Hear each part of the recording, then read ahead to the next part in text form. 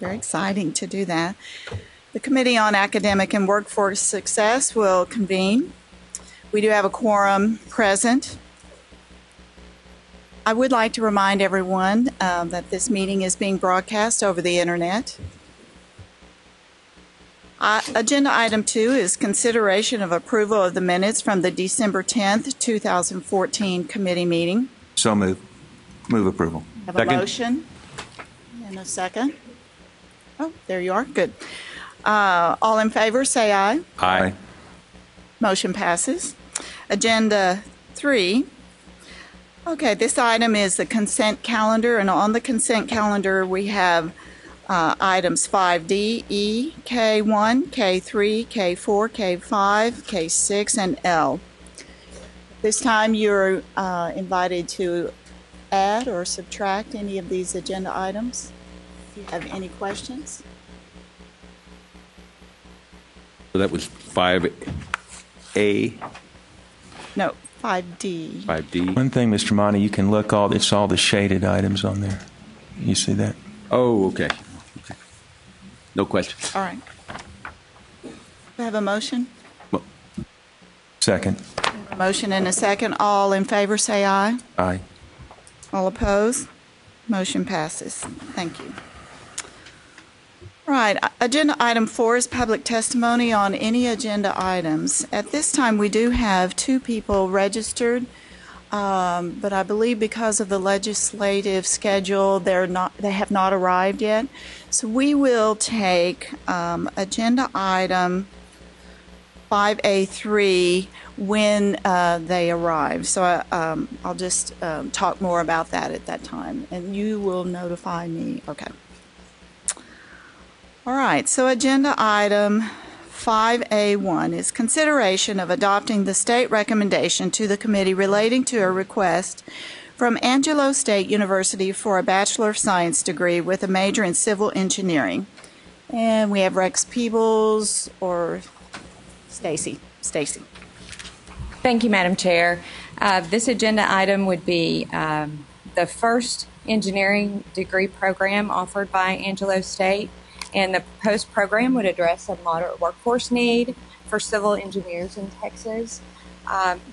Currently, Texas has 15 public higher education institutions that offer a bachelor's degree in civil engineering.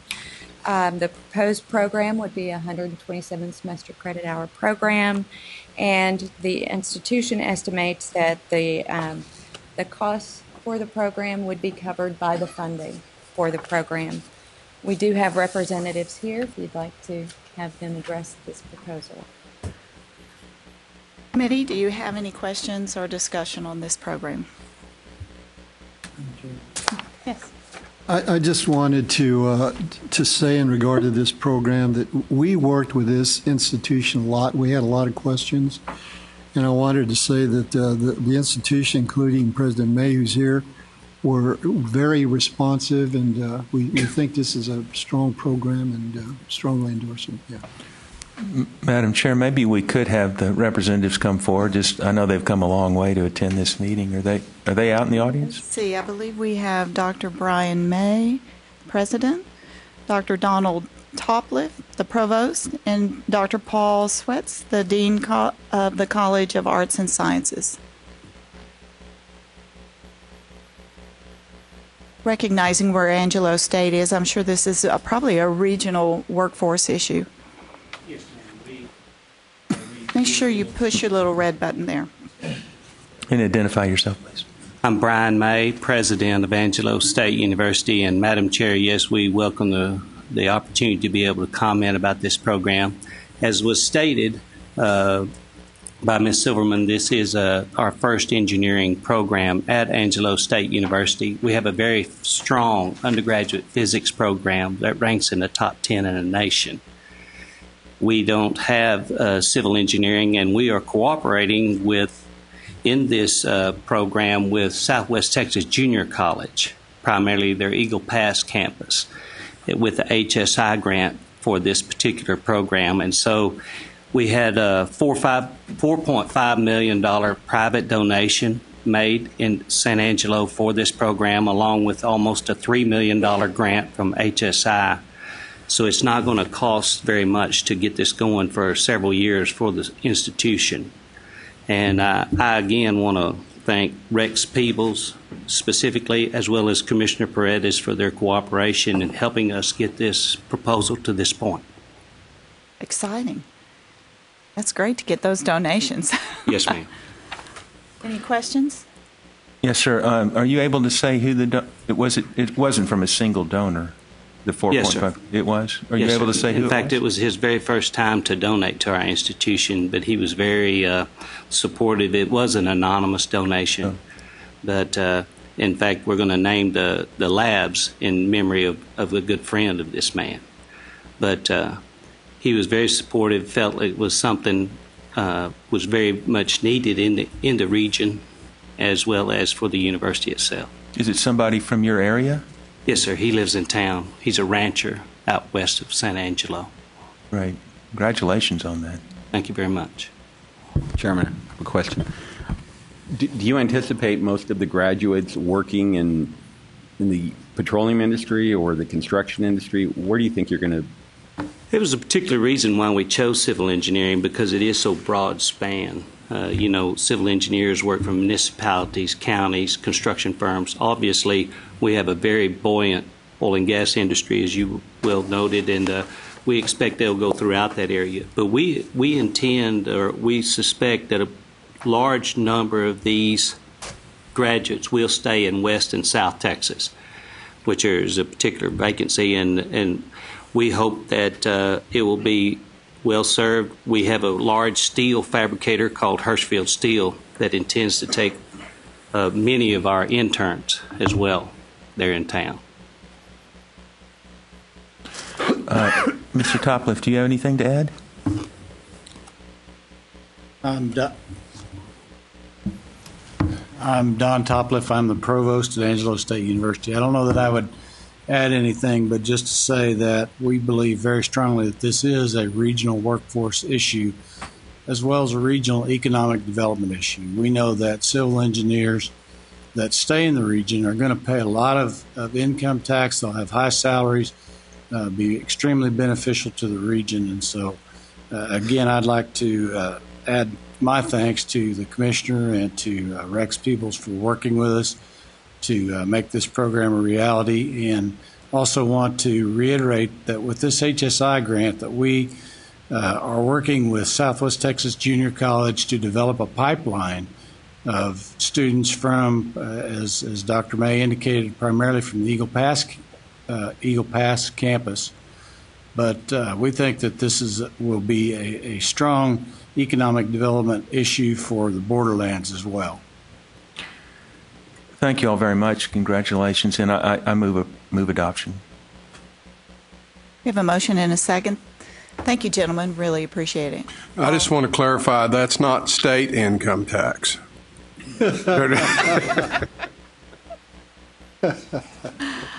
All in favor say aye. Aye. All opposed? Motion passes. Thank you. Item 5A2 is consideration of adopting the staff recommendation to the committee relating to a request from Texas A&M University Corpus Christi for a Doctor of Nursing Practice degree. You have supplemental information on this, and I believe we have several members of the staff from Texas A&M Corpus Christi here. Are there any questions? Would you like for them to come forward? I would like for them to come forward if they're Okay, here. I believe we have Dr. Flavius Killebrew, the president, Dr. Eve Lehman, associate dean of the nursing program, Dr. Mary Jane Hamilton, dean of the College of Nursing and Health Sciences. Let's see, Dr. Paul Meyer, vice provost, and Dr. Chris Markwood, provost. So I'll tell our guests that our chairwoman, this is a particular area of expertise for her. So I don't know if you want to say anything, Ms. Shepard. I am always excited about nursing programs, and I know there's been a lot of thought and effort put into this. But for our member who is absent today, Dr. Tesher, he would say, so why do we need another one of these programs? Well, good morning, and thank you. I apologize, Dr. Flavius Kilbrew cannot be here today, but we are here on his behalf. My name is Chris Markwood, Provost at A&M Corpus Christi, and this is a unique program, one of only 2 Doctor of Nursing practices that will be delivered online with a very focused effort at the needs of South Texas and the needs of healthcare providers in that area. We have others who can speak, I think, more eloquently to the particulars of the program, but we think that it is a very unique program and one that's very necessary in our part of the state. How many nurses do you have in your undergraduate program now? We have approximately 550. And we have in our graduate program. Could you identify yourself? Oh, I'm sorry. That's all right. I'm Mary Jane Hamilton, and I'm the Dean of the College of Nursing and Health Sciences at Texas A&M Corpus Christi. What a mouthful. We have about 550 in our undergraduate program.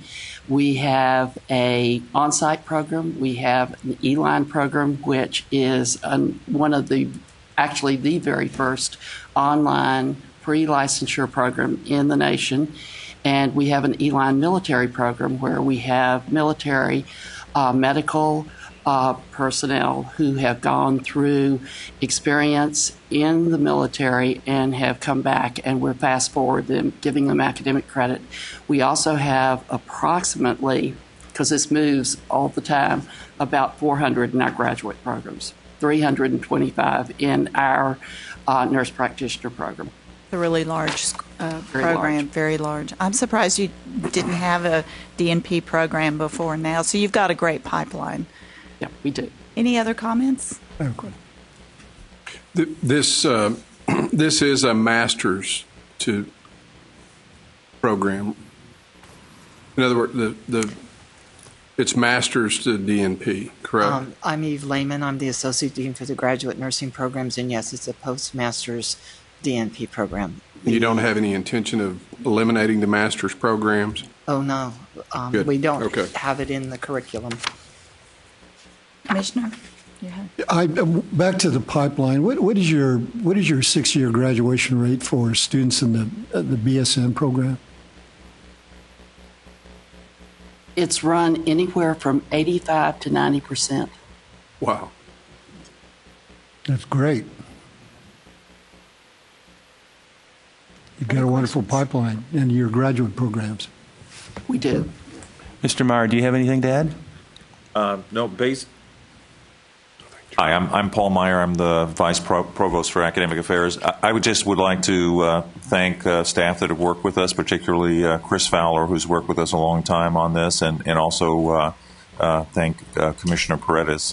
This is something that is very important for our institution and for our region. Thank you. It is a regional effort. Jerry? I was just curious, do you have a face-to-face DNP program too at your campus, or?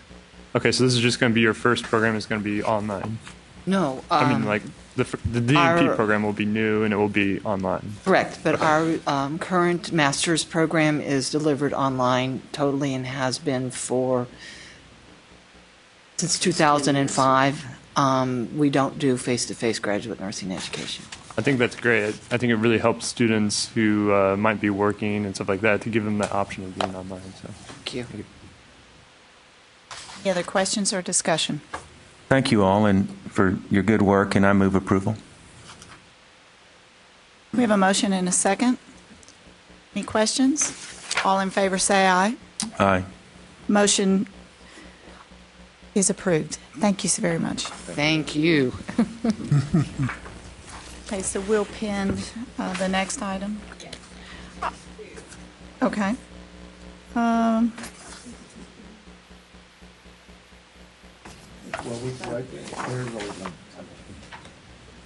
So agenda item 5A5 is consideration of adopting the staff recommendation to the committee relating to a request from the University of Houston for a Doctor of Philosophy degree with a major in petroleum engineering. Stacy. Thank you, Madam Chair. This would actually be the fourth doctoral degree in petroleum engineering in the state of Texas, and the institution has committed an awful lot of funding to the program and has several programs to support it as well. Additionally, the existing programs in the state are either at full capacity or very close to capacity. So this would actually serve a very strong need, and the institution assures us that students are waiting in line, ready to enter the program. We do have representatives here from the institution if you all would like to talk. Hey, if they would like to come forward, I believe we'll ask some questions. Dr. Suresh Kator, Associate Dean of Computing Facilities and College of Engineering, Dr. Thomas Hawley, Program Director of Petroleum Engineering, Dr. Michael Harold, Department Chair of Chemical and Biomolecular Engineering. Chairman, if I could just take a point of privilege here. 7 years ago, Houston was hit by a wonderful burst of energy, and that was Renu Couture being named Chancellor at the University of Houston. Good things came in a package, though. We also got Suresh Couture, her husband, and he's a great addition to our engineering department, and everyone has heard about the great Tier 1 strides that U of H has made, and it's been because of the Coutures, and I just wanted to say that. Thank you. Thank you, Jake. Gentlemen, well, tell us about your program. Good morning. The petroleum engineering program, as you mentioned, we started our bachelor's degree in petroleum engineering a little less than 6 years ago. Fall of 2015 will be completion of 6 years with 25 students. Today we have 877 students in our bachelor's degree program. Our master's program had about 50 students. Now we have about 110. So overall the department is close to 1,000 students. That's our fastest growing program in the university. And so the next natural progression is the PhD program. The type of faculty we are hiring in the department, or in the program, naturally will want the PhD program to be there to conduct the research and have the graduate students. So that led to the development of this program. And Dr. Tom Hawley, who came from Shell after working there for 25 plus years, is the director of the program. And the program is right now under the chemical engineering. And Dr. Mike Harold is the chair of the Department of Chemical Engineering, which is the most prized department. And after some time, we foresee petroleum engineering will be a separate department by itself. Question. And this is a question for the three of you. As you probably know, the staff at the coordinating board and particularly me have been interested in expanding competency-based education in the state. And my own view, and this comes from my own experience in being a graduate dean and so forth. My own view is that graduate education particularly lends itself to competency-based education. And most graduate programs have qualifying exams. And my question is, have you thought very much about moving to this model? And I know that this program doesn't have a competency-based component, but if you have strong qualifying exams, why couldn't you advance people on the basis of passing the qualifying exams rather than completing a prescribed number of hours? It doesn't take everybody the same amount of time or the same amount of coursework in order to be competent in a particular field. And if we went to more competency-based advancement, we could save the students a good deal of money, we could save the institution, and we could save the state a good deal of money. Could you tell us where you are in your thinking about competency? Yes, certainly. That's an excellent observation. Actually, the number of hours required for the petroleum engineering are less than that are required of the other degree programs. But we have 2 master's degree programs in the petroleum engineering, which are strictly based on that. They were developed for Shell. One is called the Well Design, and which were approved by this board, well design engineering, and another is the interventions and completions. Both the degree programs, the Shell does the training programs for these people. They call round 1 and round 2 training. We do the evaluation and we see how many courses equivalent that work has been, and then these students come and start doing the research and then do the thesis and get the master's degree in much shorter duration than a traditional student will be taking. And then same is true, as you know, the doctoral degree is a research based. The American model is they do take some courses before taking the qualifying exam and starting on research, as opposed to the degrees in UK and in the Europe, where courses they take as and when needed, rather than taking a prescribed number of courses prior to starting their research degree program. So we are always cognizant of that fact, that the number of hours be not the consideration. It is the major professor and the committee members, they have to be satisfied. One of the things we look at before we will put the student for final defense is there should be at least 1 paper that should be published in the archival journal, in a refereed journal, without which we do not consider that the work has got the recognition that it should. But we are trying to have this degree completion time. Currently, chemical engineering average about 4.5 years to as much as possible to 4 years. And there is a tussle. Major professor, by the time the student comes to the thought process that the major professor is thinking, he doesn't want, or he or she doesn't want them to let go of them. But then we also say that these people have to go back to the industry or academia, wherever they need to be.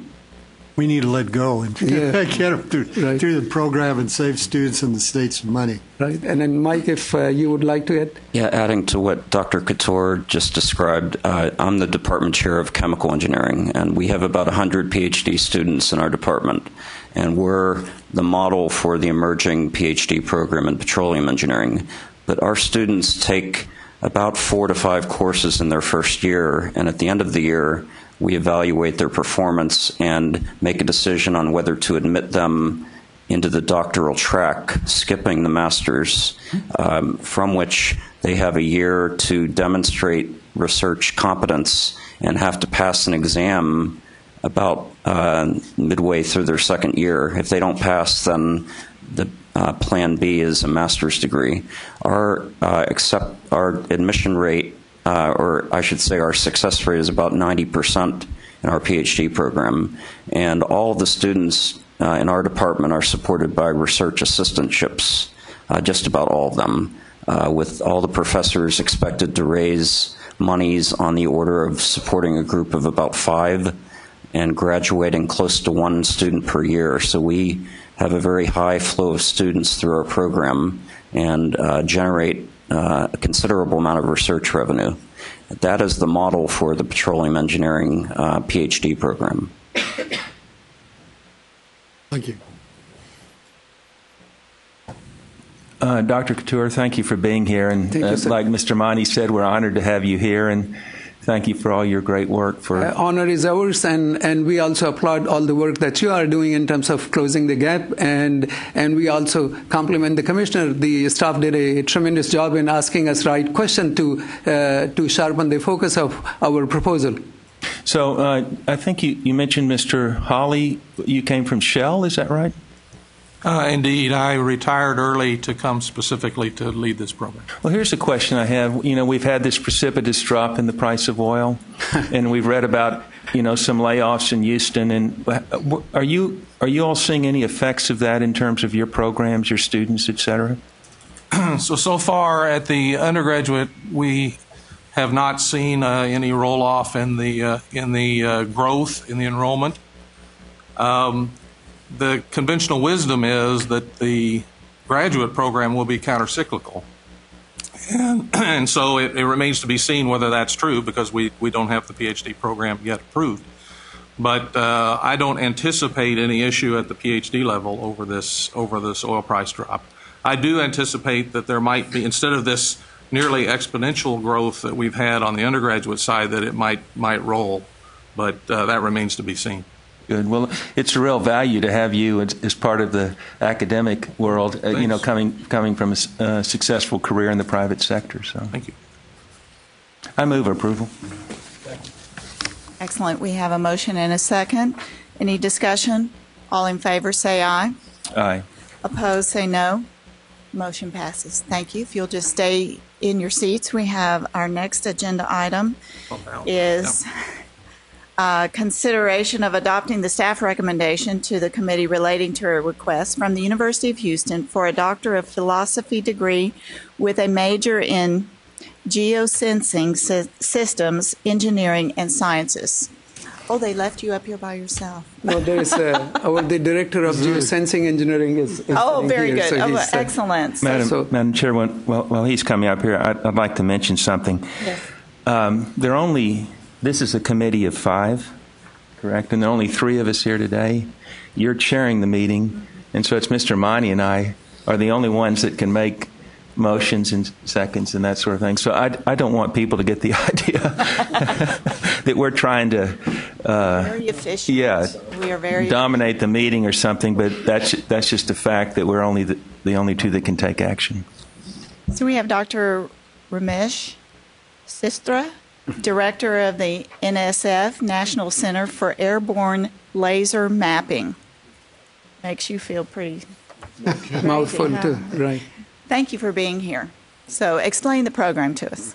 So this Geosensing Systems Engineering and Science program, we brought this center, National Science Foundation Center for Airborne Laser Mapping, maybe 4 or 5 years ago, and there is lots of research going. The center has been, the grant has been, they refunded. What is the amount? The total amount for the operational grant is about $3.5 million. I see. But there are other funds that comes every year, in addition to that one, on the range of $1.5 to $2 million a year. So, and for the research funding, graduate students play, or PhD students play a very important role in terms of completing the work for the research grant. So we got the master's degree in this geosensing systems engineering approved about a couple of years ago. And then now the next progression is the doctoral degree. This field is very open and used for many applications, including weather mapping. One of the byproduct of the field was we were flying low in Honduras, and there is a thick vegetation there, and we found that there is some rectangular structure which is nature never makes it. So we found that it must be a man-made. So we found a lost Mayan city which was there in Honduras, and that's the Dr. Shester's program. So the program has large number of graduate students, which we are currently in the holding tank in civil engineering. It's an interdisciplinary program: civil engineering, electrical engineering, and earth and atmospheric sciences. That's where these 3 departments are. A student could be housed in any of these 3 departments and will take the required courses and then move on research in the area. Excellent. Any questions? Commissioner. What do you anticipate the split will be between, and this applies to the program that the board just approved, Professor Couture, what do you imagine the split will be between international students and domestic students in these 2 doctoral programs? This program, at the least, we hope that we'll be able to attract many more domestic students than the international students because of the nature of the interdisciplinary program. It doesn't follow any of the boundaries, so we will be able to have people from different various disciplines, even from geosciences, geology, and so those areas. But I think Ramesh can probably say more in terms of what we do is we are always striving to attract as many domestic students we can. We just concluded, just before the spring break, we call it a RED weekend, which is the Recruiting Excellent Doctoral Students. So any student that we find will be we invite them onto campus and then see the campus, interact with the faculty for a weekend, Friday and Saturday, so that if there was any chance, if they were on a border line that they could say yes. And so we do that. All our faculty, wherever their compatriots are, they try to reach out to them, those who are bright master's students who can come to our PhD program. Just to add, my name is Ramesh Shrestha. I'm the director of the National Center for Airborne Laser Mapping, shortly known as YENCOM. I'm also the director of the Geosystem Engineering and Sciences. To answer your question directly, our PhD programs, we are absolutely wanting to go ahead and try to recruit all the American students. For example, I'll give you an example.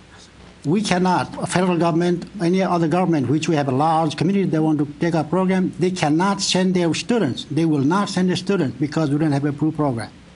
In fact, I have the action because there's my former students from Florida, that's where I came from, who had a master's from me in the similar program.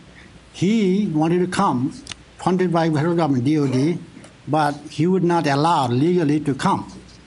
So, it is a matter of getting this program approved, and we will see that, some of the students who want to join our program get it, and we should get a fairly large amount of students from federal government and state and other things like that. And to a certain extent, it is also as the reputation of the industry, university improves, more and more we are able to attract more and more domestic students because they obviously will go where the funding is and where the reputation of the university or the program is. So those are the two important factors in terms of students deciding where to go. Well, it's obviously it's something that we have to address because we have shortages of trained individuals in certain graduate fields of engineering and STEM. And yet, we look at the enrollment of students in graduate programs. In many cases, 2/3 of them are international students. I'm certainly not opposed to training international students, but I certainly think that we should have at least an equal amount of attention given to training workers that we need, domestic workers who will stay here and contribute to the economy. Your statement is shared by many on campus, and then we have hired. We have a STEM center, Science, Technology, Engineering, Math Center. We hired Bonnie Dunbar, who is the National Academy of Engineers member. She's a 7 times a space astronaut, and then to give the push in this direction as to how we can attract our own domestic students to these science, technology, engineering, and mathematics area. She's also going to be heading up our aerospace engineering and space architecture program. Who is that again? Dr. Bonnie Dunbar. She is the National Academy of Engineering member, and she has, I think, 5 or 7 times a space astronaut. She has led many space missions, and she is. I think we got it. She has worked at Boeing, and then she was in Seattle before she joined us about 2 or 3 years ago. And she is the director of our STEM center. Thank you. That's impressive. Yeah. Thank you. Committee, do I have a motion? Second. We have a motion and a second. Any further discussion? If not, all in favor say aye. Aye. Aye. Opposed? Motion passes. Thank you so much for coming today. Thank you. So let's stay with the University of Houston theme and go back to item 5A3. This is agenda item 5A3, consideration of adopting the staff recommendation to the committee relating to a request from the University of Houston for a Bachelor of Science degree with a major in nursing. I believe we have some faculty here from the University of Houston. Dr. Catherine Tartt, the Dean of Nursing, Dr. Earl Smith, the Interim Chief Health Officer, and we have Dr. Bruce Jones, the Vice Provost for Academic Programs. And then we do have some requests from public members for comments, and so we'll start with your presentation and then take other comments. Bruce Jones, Vice Provost for Academic Programs, University of Houston. This effort, this nursing program, is a critical component to a larger effort to expand programming in Sugar Land that would include education, business, and technology. I'll leave it to my colleagues if you have questions about the details of the nursing program with respect to how that would come forth. But it is a critical component of a larger piece of our program expansion efforts there. If I could just follow up with that. My name is Earl Smith. I'm the interim chief health officer. This process started in February of 2004 when the Board of Regents adopted the recommendation from the U of H Sugar Land Task Force. And one of the primary components of that recommendation from the task force was to make the University of Houston the sole entity providing baccalaureate and graduate degrees at Sugar Land. There were a number of other components about how that transfer should take place and how that transition should take place, particularly in terms of holding students harmless, holding faculty harmless, making sure that this transition was done with care and it was thoughtful. And one of probably the third major component involved the nursing program. And it was felt that the nursing program would fit better at U of H, particularly because it depended so much on the facilities that were in the Sugar Land, on the Sugar Land campus. And as Dr. Jones pointed out, the movement or the transition of the nursing program to U of H fits in very well with the health science initiative at the University of Houston.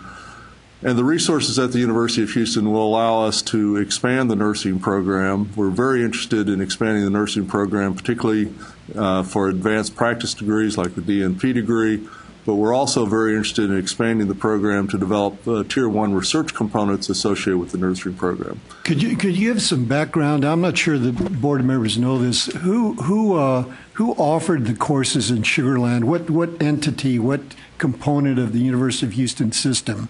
And what this proposes, this transfer proposes to achieve? Currently at the Sugar Land campus, UH Victoria offers courses, and I don't know all the portfolio, but it involves business, it involves education, and involves the nursing program. The nursing program is housed primarily in the Sugar Land on the Sugar Land campus. My understanding is that about close to 75% of the educational activities of the nursing program take place on the Sugar Land campus.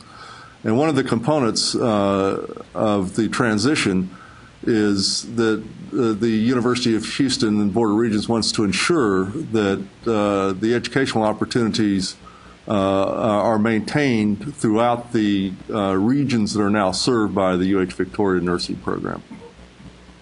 So this involves a transfer of the program from the University of Houston Victoria campus to the University of Houston main campus, correct? That's correct. Okay. Not technically. Technically, one program is closed and it's opened at the other campus. Okay. We don't have a process for transfer. Thank you for it. I want to just recognize the staff for helping us understand this process. And you notice I didn't understand it, so. So, Dean, tell us exactly how you're shifting. Hi. Can you hear me? Okay, good. I'm Catherine Tart. I'm the Dean for the School of Nursing at the University of Houston, Victoria. And so we have this semester about 170 students in our undergraduate and graduate program alike. About 74% of those students are in the Sugar Land area, about 8% are in the Victoria area, and then we have Cinco Ranch as well. So within our UH system, we have been serving the nursing program, and we want to continue to do that very much so. The work that we do in Victoria, I believe, is incredibly important because 60% of the health care that we provide in this state is in rural health. And so we have a phenomenal group of people there that have supported us, and we want to continue to support that. And with this transfer, it's not really a transfer according to y'all, it's a closure opening, we will continue to do the work that we have been allowed to do. And now we will be able to grow the program using the University of Houston as well. So it's, I think, a very positive move for the profession, and it is a very positive move, I believe, for the citizens of our communities where we are very dedicated to growing excellent nursing. We have a 100% pass rate on our state boards. I heard you asking our colleagues from Corpus Christi about their retention rate and graduation rate, and we are sitting at about 85%. So we want to continue to offer nursing education. It's our passion, it's our goal, it's what we do every day. And so we are following our Board of Regents directives, and we are here before you. And we thank you for the support that you've given us. And especially I want to call out Chris Fowler. She's been very excellent. So thank you. Any other questions? So your opportunities for growth are in Fort Bend, Harris County, Victoria, and Waller counties. Is that what you plan? And Wharton. Wharton. And Wharton. Oh, okay. Yes, ma'am. So you see opportunities for growth in keeping programs alive in all of those places. Is that what you're saying? Yes, okay. Absolutely. Any thoughts? I just ask a question. We're the only nursing program in those areas with graduate and undergraduate degrees, so that's helpful. What's the distance from Victoria to Sugar Land? It's 104 miles. Wow. And we are road warriors. Well, that's what it sounds like. And we do a great job. I'm impressed that you knew the exact mileage. I can tell you all the counties we go through, and I can tell you every river we cross. And it's a wonderful drive. It's much better than I-45. Yes, Chairman. Dean Tart. Yes, sir. If I'm understanding, we're eliminating the University of Houston Victoria program and moving that program into the main campus of University of Houston. But you currently are the dean at University of Houston Victoria? I am. So what are you going to do when the transfer comes? Are you still running the program? Yes. To be compliant with the Board of Nursing, Texas Board of Nursing, I have to remain the dean and cannot change that. That moves forward for a true transfer. Now, y'all call it a closure because of the SIP codes. You close it at one university and open it at another university. The way the Board of Nursing looks at it is it's a transfer, and also I believe SACS as well looks at it as a transfer. So that's why I think we have some of that confusion with terminology, but it's because of your business processes. Well, so I will remain the dean. It's more than that, and it's an important distinction to make because it means that any university, so if the University of Texas system decided that they had a electrical engineering PhD program in Austin, they could not just decide to move it to Tyler. They could recommend opening one there, but the system doesn't have the ability to pick up a program that was approved at a particular college. So it's an important distinction, and what's being described for the nursing board is absolutely correct. And that's part of the process why, it's really easier to consider a program where all the features are in place, and they're essentially going to use all those resources plus at the other location. But it is an important distinction, which means that once you guys have approved something at a particular campus, given need and various other things, that they can't subsequently just move them to totally different locations, perhaps 800 miles away in the case of some systems. Okay. I just want to emphasize as well, the Board of Regents were very clear that they wanted us to put together a task force to look at this transition, this transfer to the from UHV to UH. And the key elements were to make sure that students were held harmless, that they didn't take a financial hit, that they had opportunities to complete their degree programs. And UHV has worked with us very closely to make sure that they have a very straightforward closeout program. All the students will be transferred to U of H. They're held harmless in terms of tuition and things like that. Same thing for faculty. We make sure that no faculty contracts are violated. And we also want to make sure that UHV is whole. The pledge from the Board of Regents is to provide ample funding sufficient to make UHV a destination university. excellent. We have two public testimony that we would members of the public we'd like to call forward. The first is Dr. Bruce Balknight, and then the second is Representative Jeannie Morrison. So if you guys would like to just allow them some space there. Oh, Dean Tart, before, would you? It's right here. Sorry, I couldn't. Would you? You would relocate? Is that? Or would you stay in Victoria? No, sir. I will stay in Sugar Land. I have an office in Victoria and an office in Sugar Land, so I'll stay there in Sugar Land. All right, thank you. And so will our faculty and staff. All right, thanks. Mm-hmm.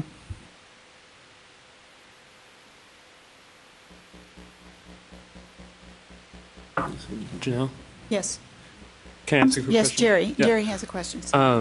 I just had a quick question about the students and that transition. You're saying they'll be held harmless for tuition and any other differences between the Victoria campus and the UH campus.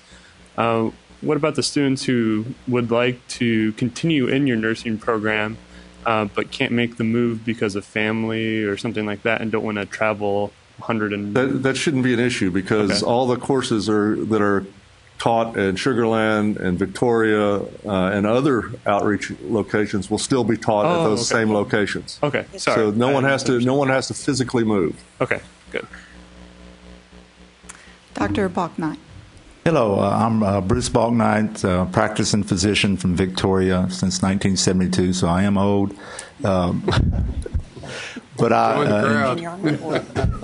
on Catherine's board, that's true. And I thank the committee for listening to my comments. But I want to thank you primarily that I got to drive up and see the beautiful Texas flowers all the way up on 183. So come to Victoria, you can see the same what I saw coming up. Again, we've been very appreciative of UHV being in Victoria since 1973. The nursing program began, I guess, 2006, 2007, and so we've been very appreciative. We congratulate and appreciate the efforts of U of H, the whole system, to ensure that UHV fills a great unmet need for higher education in our area. So it benefits our youth in the South Texas area. We also appreciate the commitments that the U of H system has made to the people of Sugar Land and the additional accredited courses. Part of the commitment to Sugar Land includes transferring, as you know, Catherine said, existing University of Houston Victoria nursing program to the University of Houston system.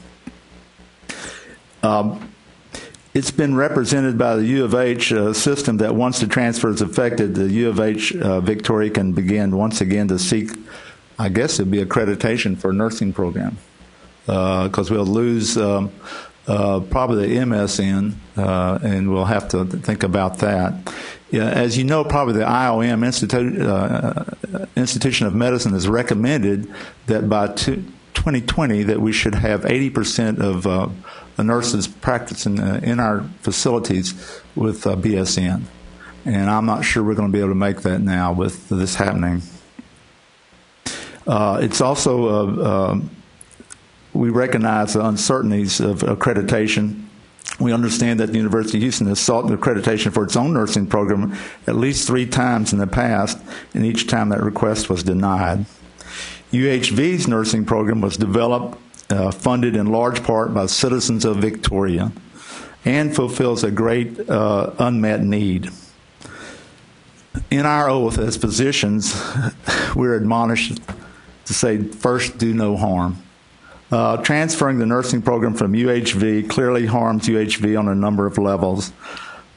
The greatest harm accrues probably from our the potential nursing students, not the current ones, but our potential nursing students in our area. Opportunities for baccalaureate and master's program for nursing are extremely limited in our area. They'll have to drive 2 hours to get this accomplished.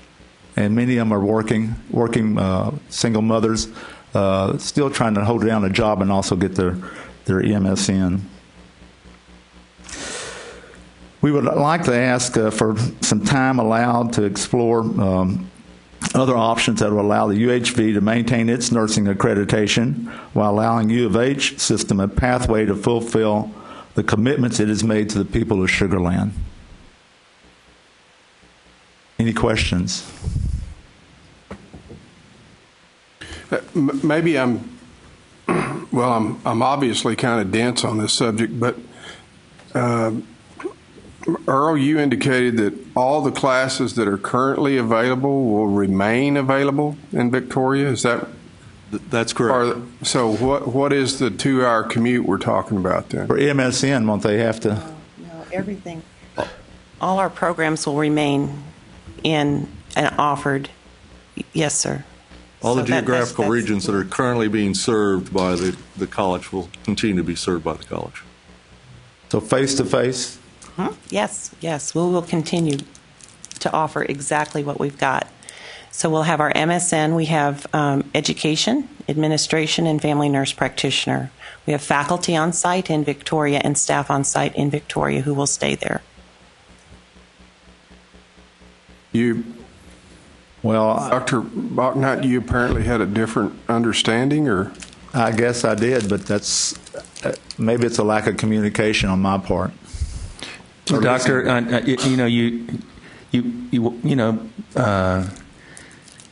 assume you have a practice, and you went to the trouble to come here today. But I think it's valuable that you were able to clarify this. So I hope what you've heard satisfies you.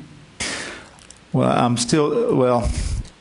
I'm concerned that we will lose our program. We have invested a lot in the community.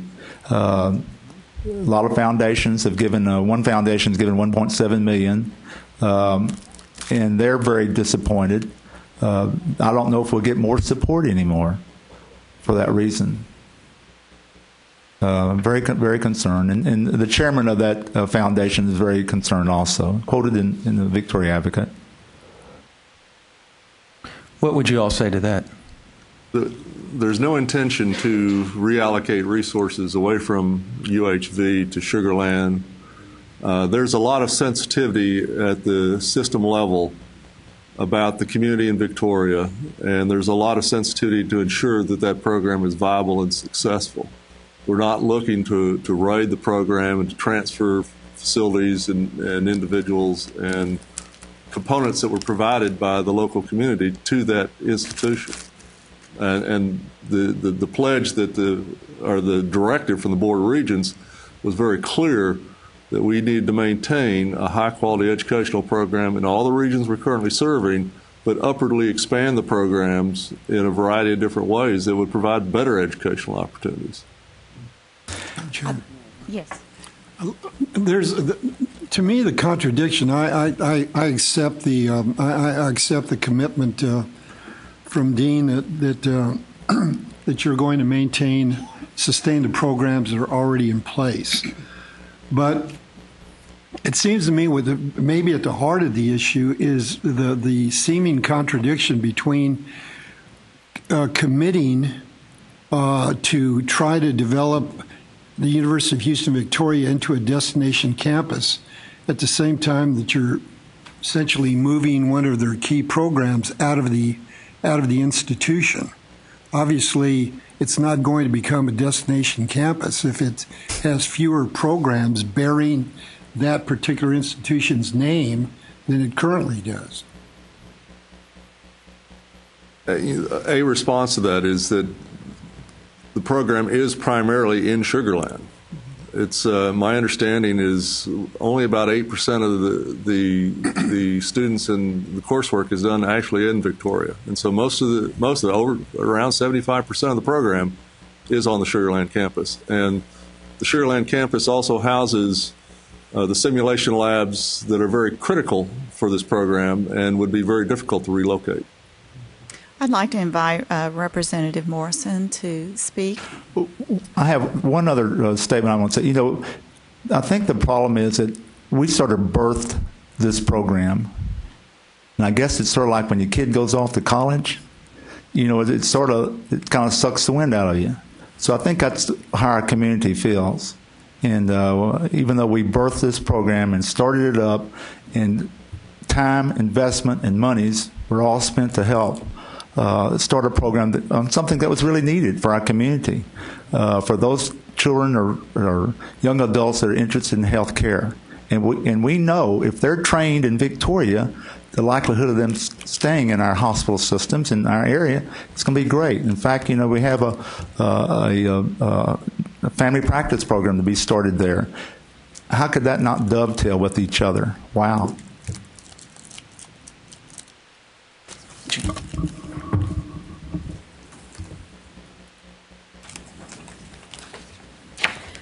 Thank you, Madam Chairman and members. For the record, my name is Jeannie Morrison, and I am the state representative for House District 30, which is comprised of Aransas, Calhoun, DeWitt, Goliad, Refugio, and Victoria counties, and I reside in Victoria. I've served in the legislature for 16 years, and 10 of which I've spent on the House Higher Education Committee, and 6 of those I served as the chair. I've also served on House Appropriations, and for 4 years on Article 3 involving funding for higher education, and I'm currently serving on the House Committee for Education in the House. And actually, I'm sorry I'm here late, but we had a hearing this morning, and we were trying to get the business of the House done for higher education. The purpose for me being here today is to discuss with the Committee on Academic and Workforce Success the proposal to transfer and close the Bachelor's of Science degree in nursing and the Master's of Science degree in nursing from the University of Houston, Victoria, to the University of Houston System Branch Campus in Sugar Land. There's been a lot of confusion and a lot of unanswered questions of how and why this proposal could be approved. And as you can see, we have been told one thing, and then there's another thing told, and that's the way it's been going for the last year. Let me give you some history of University of Houston, Victoria. In 2010, the University of Houston, Victoria became a four-year institution through downward expansion legislation and has continually exceeded all expectations. The Crossroads area has one of the lowest post-secondary attainment rates in not only the state but in our nation. And the University of Houston, Victoria plays a very important role in our efforts to overcome this issue, and it is very critical in the closing the gaps goals of the coordinating board. In the fall of 2013, UH Chancellor and UH President Renu Couture announced plans to implement a major change in the delivery of off-campus instruction at the UH, which is actually a MITSI, where there were programs being delivered by numerous institutions in Sugar Land, to have a UH as the sole institution to deliver programs. A task force to examine the issues was formed, the University of Houston Sugar Land Task Force, and after only 2 months of planning, recommendations were presented to the UH Board of Regents and approved on February 26, 2014. One of the proposals was to, in quotes, recommend that the existing nursing program at Sugar Land be transferred to the University of Houston and made part of its newly organized UH Health Science Center. Then there was verbiage that said this did not preclude continuing with certain nursing programs in Victoria or elsewhere. On March 26, and actually I have the task force, and I don't know if y'all have been able to read what the proposals, the 5 proposals were, but I do have the wording here if you'd like for me to read it to you. On March the 26th, 2014, I submitted a letter to Commissioner Paredes asking that the coordinating board to study the fiscal impact on UHV, the current UHV students enrolled in courses, and future students seeking admission to UHV and UHV Sugar Land.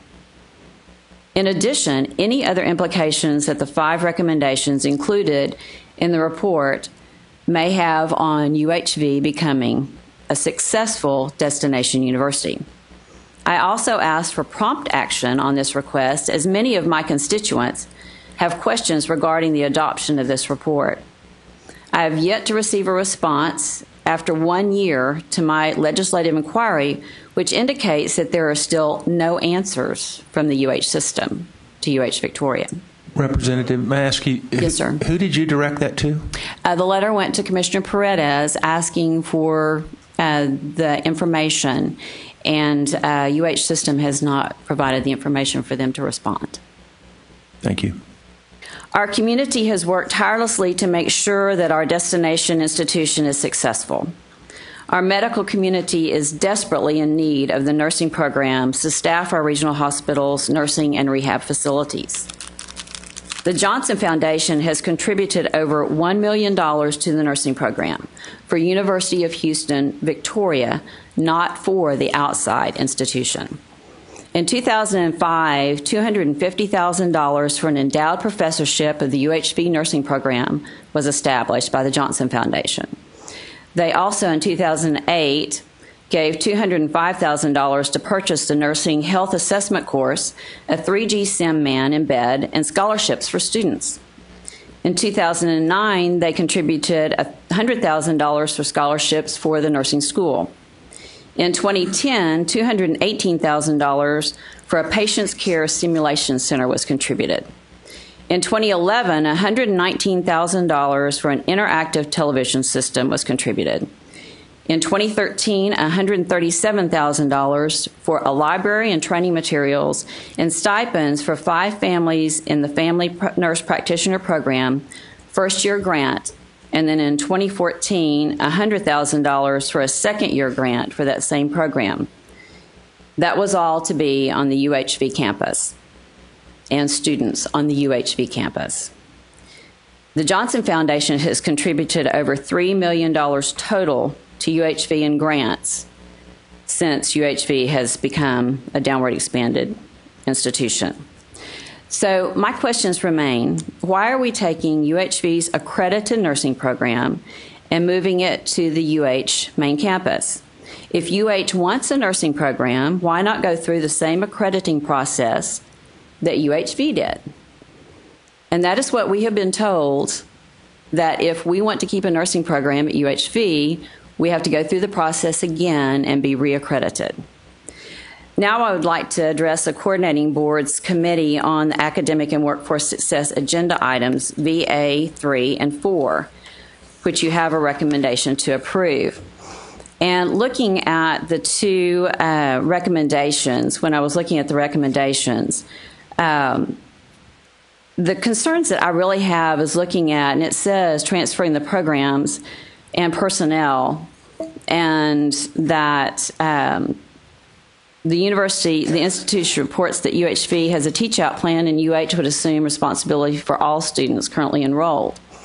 It also says that approximately $2 million of the surplus that would be allocated to a Master's of Science in Nursing degree program, which is also proposed for transfer from UHV and would otherwise operate at a deficit for the same 5-year period, reallocated funds represent formula funding generated by UHV for the first 2 years of the program. Sounds to me like UHV is going to lose funding. Also, in the duplication of program, I have concerns because if you look at the map that's attached to the proposal, you look at there are 6 institutions within a 60-minute drive that offer these same courses. And then you look at the deficit when UHV loses the program, there is not any place to go within a 100-mile radius of Victoria. And with the underserved area of South Texas, I think that is something that is just not prudent to do. Then I also looked at the student demand. And one of the things that really stuck out to me was at the bottom of the student demand, when it said student surveys, there were none. So I'm assuming the students were not surveyed. And then when you look at the sources of funding, it's hard to know what reallocated funds are, anticipated new formula funding, other tuition, designated tuition, what is from UH Victoria, and what is going to be for UH main campus. And basically the items are the same for the Master's in Nursing program. If you look also at the surrounding area, once again, there will be no Master's of Nursing program in a 100-mile radius of Victoria and in South Texas. And that is something that we worked really hard to have, because the problem in Victoria for a long time was we had so many students that wanted to take nursing but we didn't have anyone to teach it because we didn't have the program. And so there were a lot of students being denied.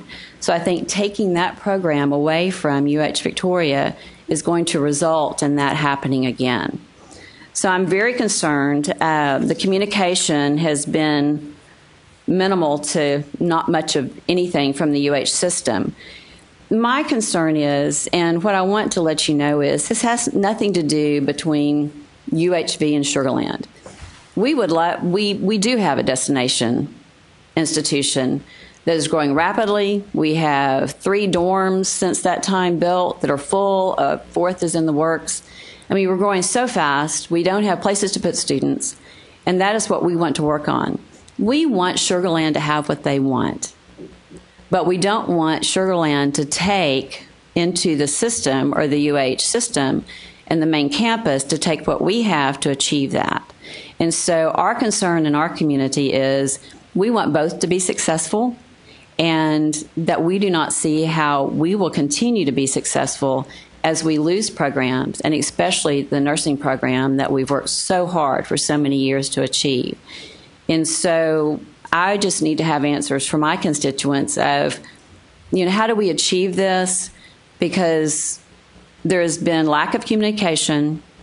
What is being said by one person is not what's being said by another, because it is our understanding, and I think it is also the understanding of UHV, that we will be losing the nursing program, and if we want another nursing program, we will have to go through the accreditation process again, which I do not understand why we would do that and not just have UH main campus obtain their own. And so, like I said, we want to work with everyone. We want to make sure that we're successful. The UHV campus in Victoria is just so successful. We had students coming this morning to talk about the imposition of a fee because they need a student center, and wonderful, wonderful people. And we are educating those students that Closing the Gap so desperately wanted to educate. And we want to make sure that through this transition that we don't lose what we have, and that we have opportunities for the students and also for the community that has put so much time, so much effort, and so much money into making sure that we are successful. And so that's what I ask, is that we have clarity. At this point, I don't think we have clarity. I don't think we even have clarity between the system and UHV, because what UHV has been told is not what is being represented here today. And so I thank you for letting me be here today, and we'll answer any questions, and I hope that you can answer our questions. Thank you. Let me ask, is there any reason, is there any downside to not acting today on this? Rex? You haven't had a chance to talk yet, Rex. That's okay. Stacy? Just a quick answer on that. Yeah. No. All right. So, Representative, I've heard you, and thank you so much for taking the time. That was a very impressive presentation. But I heard you mention communication a number of times. So my thought would be, and it may be that there's still an issue when you come back, but how about that we table this today, and we would ask the University of Houston system to overcome these communication problems, and maybe y'all could come back at a future meeting, maybe our next meeting, and hopefully there might be some agreement. Maybe it won't result in an agreement, but that would be my thought. Commissioner, what do you think? Well, I think there has been a lack of communication, and I think there might be fairly direct answers to these questions that you all can provide. But there seems to be a very significant lapse in communication. I would just want to say, Commissioner, to the board, that I alluded to this earlier. This is a part of a larger package of the UH program offerings in Sugar Land expanding, and that entity moving away from being a teaching center to be representing an expansion of UH programs. And the meetings that we held over the past year, numerous committee meetings as a result of directives from Chancellor Couture, Part of that was to flush out all of these issues that have been raised here. And so we're also on a schedule to launch those programs in Sugar Land as a part of developing that campus with that community, and to sort of keep that in mind as we're making these decisions. Also, the program efforts actually represent an expansion, as Dr. Smith has alluded to, in offerings to students above and beyond a baccalaureate level and to master's and doctoral level. So part of the driver of this is not to actually retract offerings to students, but to actually expand offerings throughout the Houston region, which would include Victoria and the other areas. So if you would just keep that in mind, given the mission of the Tier 1 UH campus is in addition about graduate education and expanding in many areas of specializations that concern nursing. But this is, again, part of a larger package of programs that we're bringing under the auspices of the UH system to Sugar Land and Fort Bend County, which would include education, technology, and business. That if we keep that in mind, that would be greatly appreciated. May I ask our lawyer, is it, because I don't think we're going to hash it out today. I know the chairwoman wants to move on with the agenda, but counsel, would the appropriate motion be to table? Is that what we just wanted to put it off to the next meeting, or would we just pass it, or what would you suggest? I'm up here, Bill Smith, so you can be heard. Board member and Chairman, I too have some concerns about this, especially when we haven't heard from the president of UHV, and I don't know it. President here. We had. My concern is we could go on for hours talking about this. I think there needs to be some more communication, as the representative has talked about, before we reach the point where we make a decision on this. I agree, and I would join in any kind of motion along those lines. It would be to table it is an appropriate motion. It would also be appropriate, depending on what you envision and when you envision this coming back, to postpone it to a definite time, a time certain, so that there is that element of time built in to force that discussion that the Commissioner alluded to apparently has been lacking. Either one would work. Could it be referred to the board meeting? It could. That would be and that's April 24th. Is that 23rd? So it could be to postpone it for a definite time, and that definite time is April 23rd. I think what we want to ask Dr. Bognight and Representative, what do you think of that? I certainly would. We do not have answers. You need more time. We need more time, because if you look at the report from the Sugar Land Task Force, it will spell out to you that it's intended that the nursing program go to metropolitan Houston, and really does not give any latitude to UH Victoria, and that is our main concern. That we need to have the nursing programs also. That is not what has been communicated to us at all.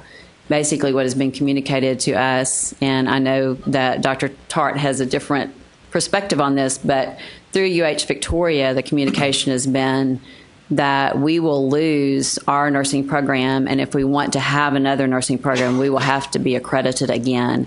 And I think that is something that is not fair. And so time would be wonderful, because we really have not had the communication. We do not have anything in writing that actually tells us what is going to happen, and I think we need that from the system. What about our next committee meeting? Do we have that set? Do we know the date of our next committee meeting?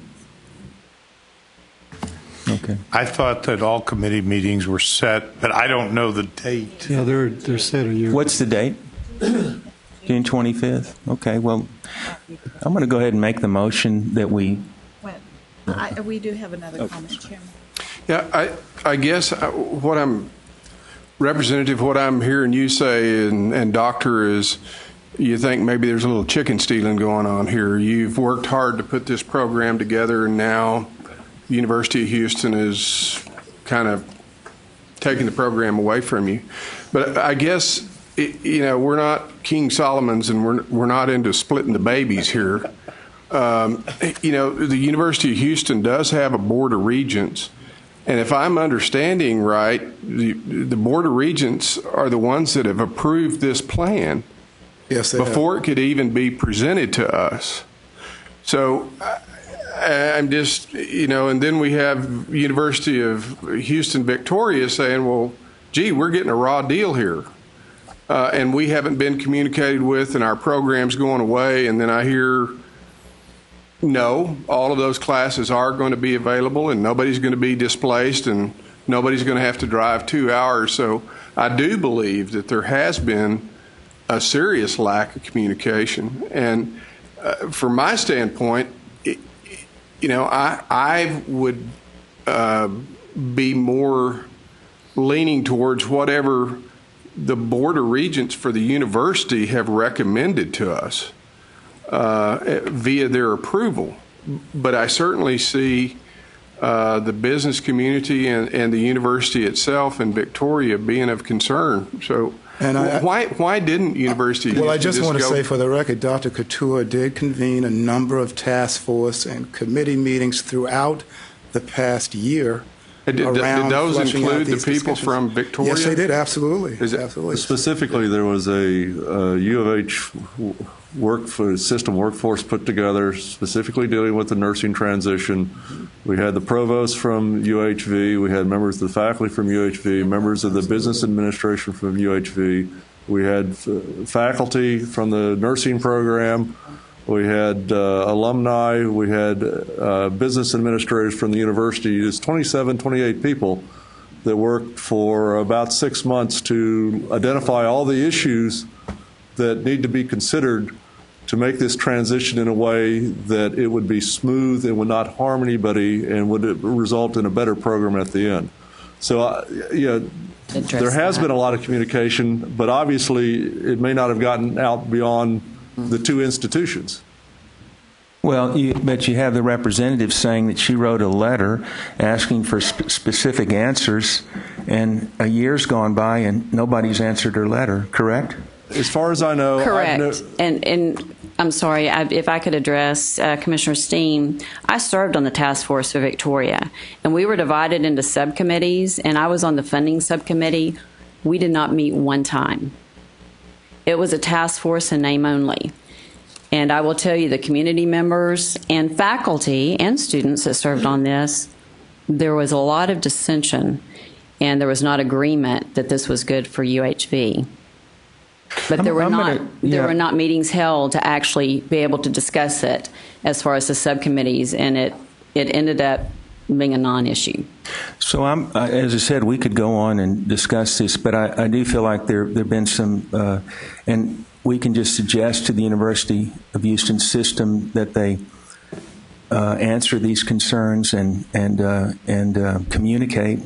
We'll just suggest that to you, but I would like to move to, what would you say, Council, to delay this to a date certain, and that date certain would be our next committee meeting, which is June 24th. Representative? That would be wonderful for us. That's my motion. I think we can get all this worked out by then.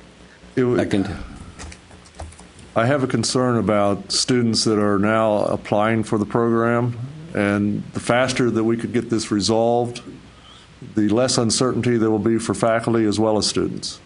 Well, we could go back to the chairman's suggestion that we take it up at our regular meeting, but would that give you enough time, Representative? And when would that be? When is the regular meeting? If we can get the university system to work with us. We would commit to that, working with you closely and getting you that information. Definitely, well, I believe that agenda item could be added then if you get it done. All right. Well, then I'll. By June, by the latest. All right. Well, then I'll change my date certain to. No, you could leave it the same. But April. if they get it done before the board meeting, we could add Okay. it to the agenda. All right, thank you. I think David has an issue. David. Yeah, and we don't have to resolve this today, but I think something that's getting a little bit lost in this is the board materials say specifically where the program would be delivered, which includes all the places that were mentioned today, Fort Bend, Harris, Victoria, and Waller. So I think that the issue, if the board were to approve that at some point, that would mean it would have to be continued to be delivered there. I think the issue is that adequate, or is the real issue whether UH Victoria keeps the program? And I think we just have to make sure that's clear, because I think there's more than one issue going on. And I just want to make everyone aware of that, because at some point, whenever you consider this, what's in the board materials and what's stated in the board materials is what has to happen. Well, and I don't really see a specific, it may be there, but local money that's been donated by the community of Victoria should not be floating over to Sugar Land. If local money was donated for certain programs and professors and chairs and classrooms and simulation labs, those sorts of things, you want to be very clear and very specific to the people of Victoria that none of that's going to bleed back over into another area. Right. Dean? And that's something that I've been very cautious of the entire time I've been there, because there are people that give money specifically for the Victoria side, and there are people that give money specifically for the Sugar Land side, for example. And so we make very clear that the students that come out of those communities receive those funds, and as do the capital equipment. Yes. So at first I thought there's no way I can do this, but I have been able to do that very successfully, and so we've been able to grow. So that's been a very positive thing, and we're very appreciative of folks on all sides who support. People have, in their donations, as you well know, they may say only for a student who went to WCJC, and so we're able to find that, and it's worked out very nicely. So we will maintain that, definitely. Get this really well spelled out and clarified, and then bring back a proposal to the board by the board meeting next month. That'd be great. And we'll We wouldn't get it lose any time. We won't lose any time. You're right. We have a motion and a second on the floor. Any other questions or discussion? If not, all in favor say aye. Aye. All opposed, no. The motion to table passes. The next agenda item is similar. It is the master's program. We could quickly take care of this. It is 5A for consideration of adopting the staff recommendation to the committee relating to a request from the University of Houston for a Master of Science degree with a major in nursing. Just want to table that one too. Rex, you want to just quickly comment, or? Well, this proposal also raises the same issues that the previous proposal on the bachelor's degree program. So same motion. We can cut through that. Yeah. Is that your motion? To table, second to table. Any discussion? All in favor say aye. Aye. Opposed, no. Motion to table passes. Thank you so much, and we really appreciate all of you being here today, and look forward to seeing you again. Thank you. Thank you. We have agenda item 5A7, which is a consideration of adopting the staff recommendation to the committee relating to a request from the University of North Texas for a Doctor of Philosophy degree with a major in electrical engineering. Rex. Thank you. This program is a combination of both electrical engineering with a bit of entrepreneurship thrown into it, so that students would graduate with a PhD in electrical engineering, but also with a certificate in entrepreneurship as well. Analysis by staff is we've established that there is some workforce need and that there is currently a shortage of doctoral candidates and graduates in the electrical engineering field. And there are other existing programs in Texas, but we have found that there is still a need that can be established for this. And we do have folks from the University of North Texas that can comment on this program if Excellent. You have any questions. I believe we have the program director for architecture and interior design, and also the department chair for civil engineering. I must admit No, I apologize. Wrong one.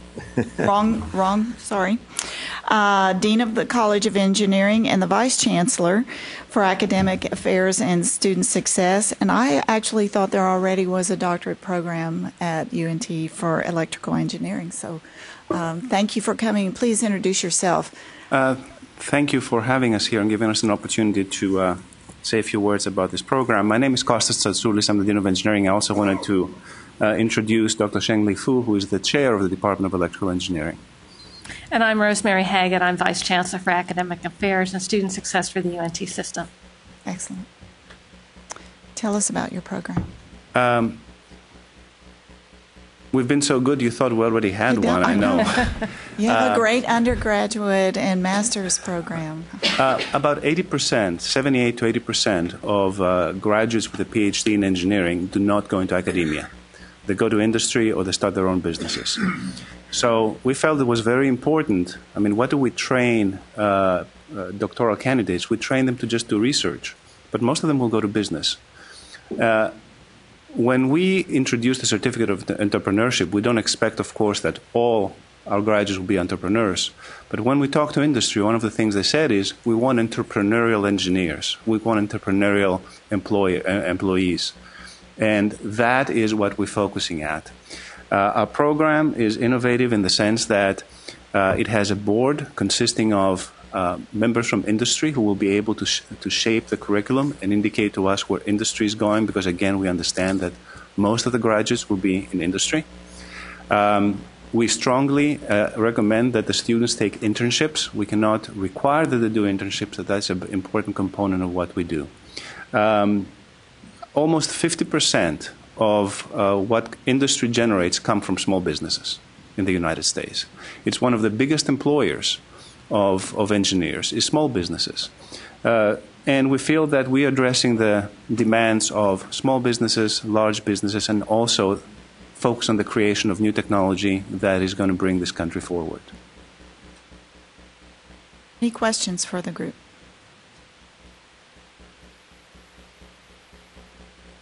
I have one question. Commissioner. I just wanted to repeat, I believe you were here when I raised questions with the University of Houston people about competency-based advancement, particularly in graduate programs, and also being more proactive in terms of achieving a good balance between international students and domestic students. And so I don't want to rehearse what was said before, but we hope you'll take those into account as you continue to develop your programs. Absolutely. Would you like me to address these issues or for our program, or? Well, I think we want to, I think we want to move on, but subsequently, I hope that would be the case. Okay, thank you. Do your colleagues want to comment at all? Yeah, please identify yourself. Sorry, my name is Shen Nifu. I'm the chair of the Department of Electrical Engineering. Actually, when we let our students know this new possible PhD program, our domestic students are very excited about this. Right now, I have two names for Jeff Smith and Mitchell Gramner. He's keeping asking me when our PhD program is available, and they can join. Actually, Mitch is to graduate this semester, and if there's no PhD program, he will go to industry. If there's a PhD program, he will join our PhD program. And also, we have a very strong collaboration with Texas Women's University, and we have a 4-year dual degree plan, and they can get 2 degrees one from UNTE department, and one from TW Computer Science department. And they are also our targeting to be our potential students in our PhD program. And I would just add that at the system level, we're very excited about these PhD programs, and we appreciate the support that we've gotten from the coordinating board as we've developed them and through our site visit, and particularly want to thank Alan Mitchie for the work that he's done with us. Thank you so much, and I move approval. We have a motion and a second. Any discussion? All in favor say aye. Aye. Opposed? Motion passes. Thank you. Thank you so Thank much. you. We have one more from the University of Texas. No, I'm sorry.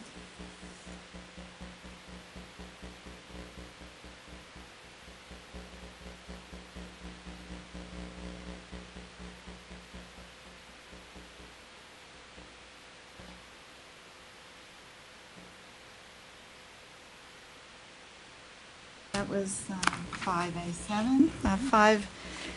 Did we have another North Texas, University of North Texas? No. All right. The committee would like to take a 20-minute break for lunch.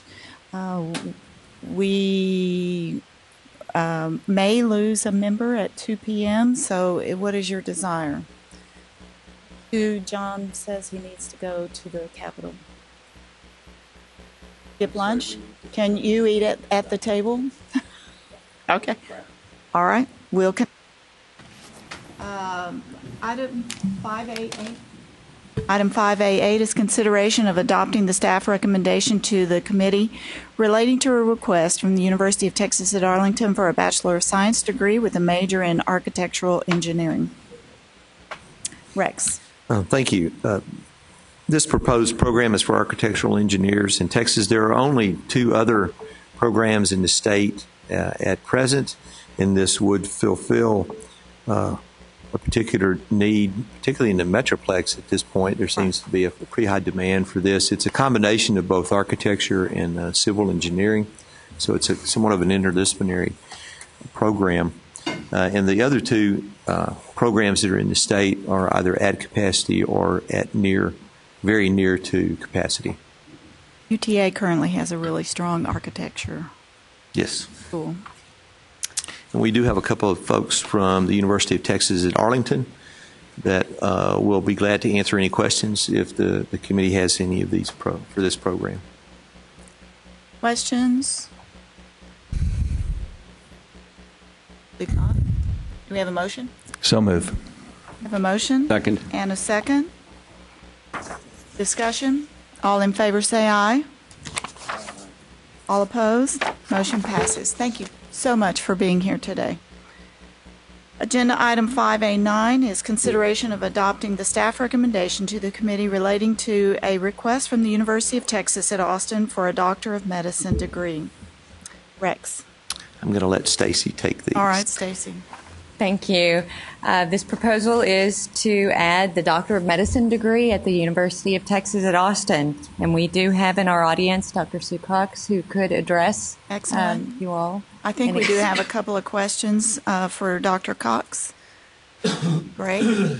This would be we're on your agenda today. We do have two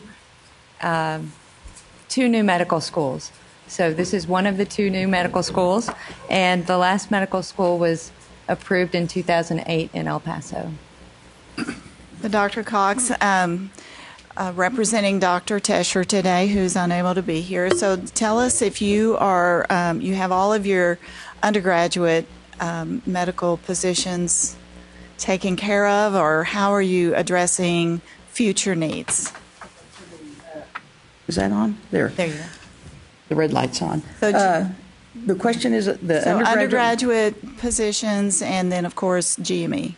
Okay, sir. Yeah. Ma'am, could you identify yourself? Yes, I'm Dr. Sue Cox. I'm the Executive Vice Dean of Academics for the Dell Medical School. We have proposed to have 50 medical students per class. We've transferred the UT Southwestern residency programs, graduate medical education programs that we had sponsored to the Dell Medical School sponsorship, which includes 15 residency programs, 280 spots. And that number, when we took over from Southwestern, we had 150 residency spots, and we've already increased the number to 280 to accommodate the 50 students that we would be proposing to graduate on a yearly basis. So we've addressed the GME issue. And then the undergraduate program, we've outlined the curriculum and we've identified the core faculty to teach that program. We now have roughly 230 faculty on the books. So you'll place those locally here in the Austin area? We hope so. From the interest in our undergrad in the MD program, the students want to stay in Austin or want to come to Austin and do their residencies here to practice in Austin. Back to the GME, when you took those from UT Southwestern, did they replace those? How did they? No, UT Southwestern, they have 114 programs or so, 110. So to lose the sponsorship of the Austin programs, again, was not a loss to Southwestern, and it was a commute to oversee those programs. Did that answer your? I guess I was assuming this was an expansion, not just a shift. No, it's a shift. The Southwesterns voluntarily agreed to give up the residency programs, and we accepted them and went through the accreditation program for ACGME. Jerry, you had any questions? Anybody else? Discussion? Move approval. We have a motion and a second. Any other questions? All in favor say aye. Aye. All opposed? Motion passes. I want to thank the coordinating board and Stacy and James. They were fantastic. Oh, thank you, Doctor. Agenda item 5A10 is consideration of adopting the staff recommendation to the committee relating to a request from the University of Texas at El Paso for a Bachelor of Science degree with a major in construction engineering and management. Rex. Thank you. This program is also one that will fulfill not only a local need in the El Paso area, but also a statewide need, and is, again, somewhat interdisciplinary in the sense that it combines both management with engineering, but it has a focus on construction managers, and certainly the need exists for those. There are other programs in Texas, but El Paso being where it is, there's not a lot of chance of duplication of programs in that regard. Don't take it personally. Well, it's way out there, but it's in a great location. Yeah. Questions? Move approval. We have a motion and a second. Any discussion? All in favor say aye. Aye. Opposed? Motion passes. Thank you. Agenda item 5A11 is consideration of adopting the staff recommendation to the committee relating to a request from the University of Texas Rio Grande Valley for a Doctor of Medicine degree. And there is additional information about this. Rex or Stacy. Thank you, Madam Chair. You do have supplemental materials at your chair. This is the creation of a second new medical school.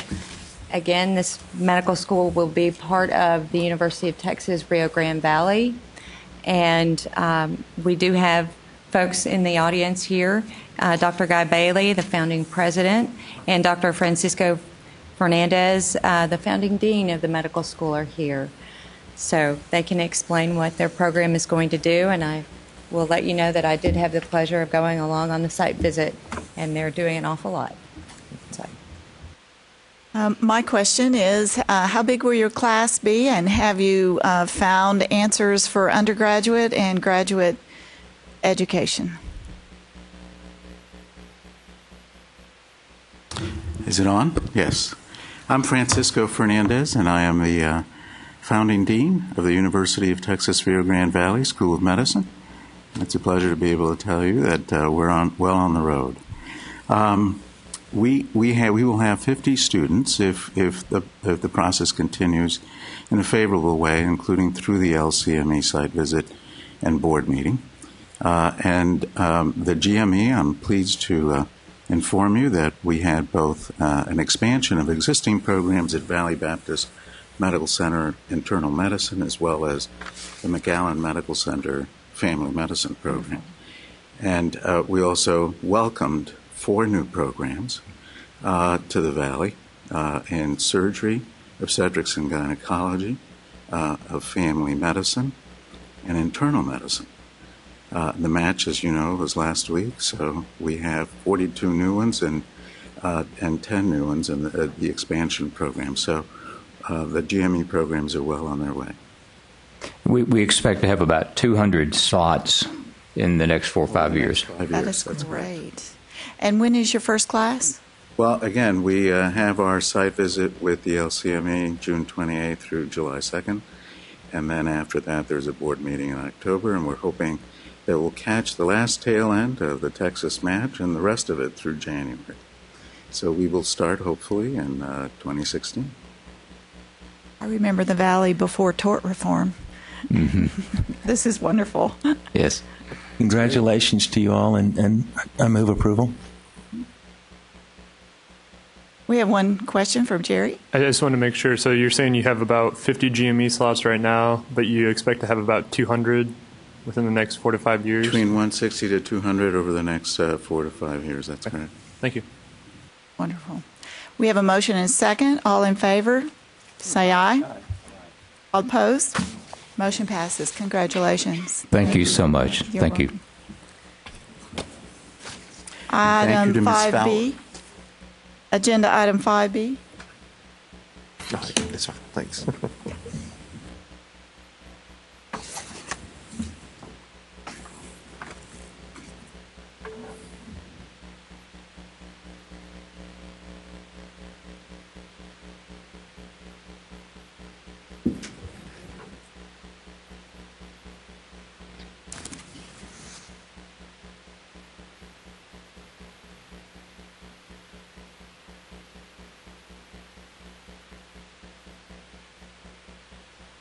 Just do it.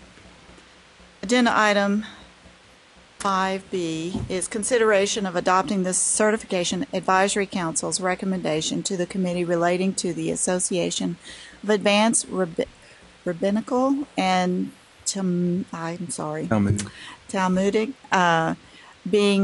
schools being recognized as an accrediting agency in Texas. Okay, you'll have to help me on that. Sorry. That's quite right. AARTS. Yes. As you know, for a school to operate in Texas, it either needs to be regionally accredited or it needs to be accredited by one of the recognized national accrediting bodies.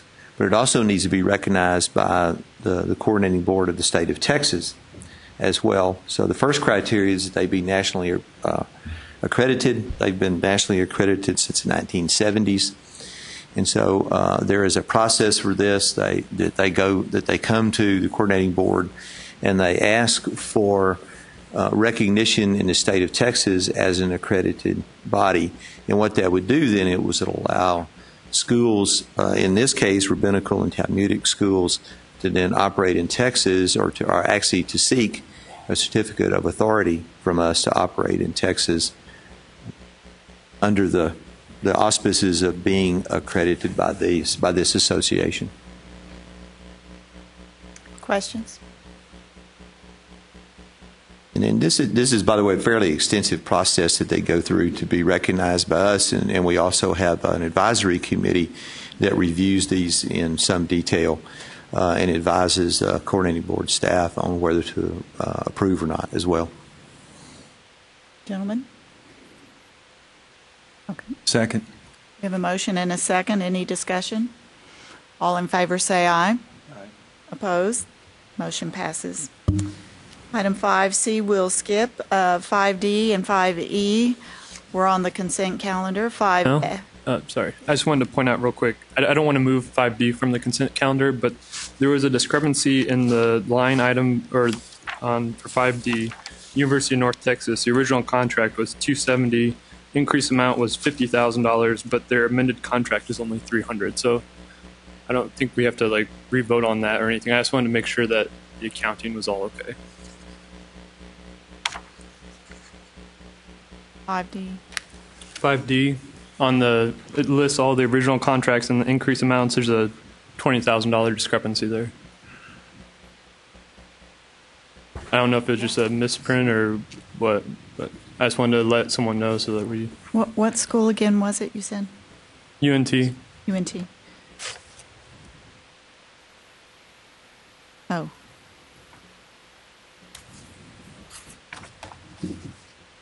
So that's probably an error. Yeah. I haven't done all the math up and down on the columns to see if there's a difference, but...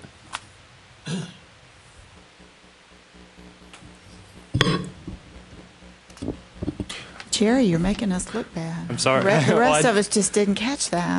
That's why you're the A student. UNT has had some accounting issues I've heard in the past, so I just, Madam Chair, maybe we could move on while they're looking into this, and maybe by the end of the meeting somebody will be able to answer your question. Item 5F is consideration of adopting the staff recommendation to the committee relating to issuance of a request for applications and the awarding of the grants to support minority male initiatives. Mary Smith will present. Thank you, Madam Chair, members of the committee. The focus of the Minority Male Initiative is on improving both Hispanic and African American male participation and success in higher education through peer mentorship. With both state and federal College Access Challenge grant funds, the coordinating board has funded activities that are targeted to improve students' persistence and success in higher education, and in particular the persistence and success of minority students. Based on the results of these programs and as reflected in the research, it is clear that peer-to-peer support services can positively impact student participation and success in higher education. Coordinating board staff is requesting approval to post a request for applications and then ultimately award competitive grants of between $50,000 to $100,000 each for a total of up to $500,000 to higher education institutions to support evidence-based, scalable interventions to serve minority male students. The request for applications would build on past initiatives and best practices by providing funding to scale peer-to-peer interventions, including such activities and strategies as advising, learning communities, mentoring, and tutoring. Great program. Questions? Move approval. We have a motion and a second. Any discussion? All in favor say aye. Aye. Motion passes. Thank you. Agenda item 5G is consideration of adopting the staff recommendation to the committee relating to the approval to extend the contracts for and increase funding to current mentor colleges under the Accelerate Texas and to identify and fund new mentor colleges through 2017. Mary. Both this agenda item and the next two pertain to the Accelerate Texas program. So to begin, I wanted to just provide you with a very brief overview. Rider 36 of the General Appropriations Act of the 83rd Texas Legislature provides funds for awarding competitive grants to community colleges and to public technical institutions to increase the participation and success of adult basic education students who are transitioning into post-secondary education. Accelerate Texas is funded through Rider 36. Accelerate Texas programs integrate basic academic skills instruction and career technical pathways to help lower-skilled adult students acquire skills and certificates in high-demand occupations. Since 2010, 26 institutions have been awarded grants to design integrated education and training programs under Accelerate Texas. Colleges that have demonstrated strong student outcomes and program fidelity and sustainability are eligible to become mentor colleges. In turn, mentor colleges assist new and emerging Accelerate Texas programs in their development and their refinement. Staff is requesting approval to provide up to $100,000 each through fiscal year 2017 to 4 currently funded Accelerate Texas mentor colleges in order to support these colleges in program scaling and mentoring activities. Staff is also requesting approval to provide new funding for program scaling and mentoring activities through 2017 to up to 3 additional colleges. The proposed amounts per additional college do vary according to the number of students served and the size of the colleges, but the total amount for the new colleges would not exceed $300,000. Mary, this money is left over from other programs that were not, or it just... It's actually still part of the... Okay. It's still part of it. Okay. It's just a matter of getting the money out. Okay. Dr. Smith, did you just cover just G, or did you also... Just G for right now, but the introduction really has to do with with 3 agenda items. So I just wanted to cover Accelerate Texas for you in case you were not as aware of it as maybe we are. So Accelerate Texas is the focus of those 3 agenda items. Okay, move approval on item G. We have a motion and second. Any discussion? All in favor say aye. Aye. Motion is approved. 5H is consideration of adopting the staff recommendation to the committee relating to the approval to extend the contracts for those and increase funding to accelerate Texas colleges that are successfully scaling their model up to $3.7 million. Well, actually, colleges that were awarded funding to implement Accelerate Texas programs in fiscal year 2014 and in fiscal year 2015 were actually required to implement 2 integrated education and training programs and serve up to a certain number of students, depending on the size of the college. In May of 2015, these colleges are going to report on their enrollment and completion numbers for Accelerate Texas outcomes. So this agenda item really is the request for approval to extend funding of up to $100,000 each through fiscal year 17 to up to 5 of those that are already being funded by Accelerate Texas and based on these May findings. So what would happen is that the colleges that are demonstrating strong results and with sufficient capacity both to continue and scale their program would be eligible for continued funding. So the additional funds would be used to scale effective program models across campuses and for additional years. Questions? So move. We have a motion and a second. Discussion. All in favor say aye. Aye. Opposed? Motion passes. Agenda item 5I is consideration of adopting the staff recommendation to the committee relating to the approval to extend the contracts for the Texas Workforce Commission National Emergency Grant Accelerate Texas. In June of 2013, the Texas Workforce Commission named the Accelerate Texas program an effective, integrated instructional and student support model for dislocated workers in areas of the state where there is high unemployment. The coordinating board contracted with 5 colleges to engage a total of 200 students in integrated education and training programs under Accelerate Texas. The coordinating board staff is requesting approval for a no-cost extension through December 2015 of the grant terms for these 5 colleges that are funded under the Dislocated Worker Training National Emergency Grants. The purpose of this is to ensure that the college's student completion information is recorded in August of 2015 and then certified through November of 2015. This no-cost extension request will also need to be approved by the Texas Workforce Commission and the Department of Labor if you approve it. Questions? Second. We have a motion and a second. Discussion. All in favor say aye. Aye. Opposed? Motion passes. Item 5J is consideration of adopting the staff recommendation to the committee relating to expanding the Texas Puente Integrated Reading and Writing Program. Mary. The Texas Puente Integrated Reading and Writing Program is an adaptation of the original Puente model. The model was developed at the University of California, Berkeley to address the low rate of academic achievement among Mexican American and Latino students. The framework addresses the unique needs of Hispanic and other underrepresented students.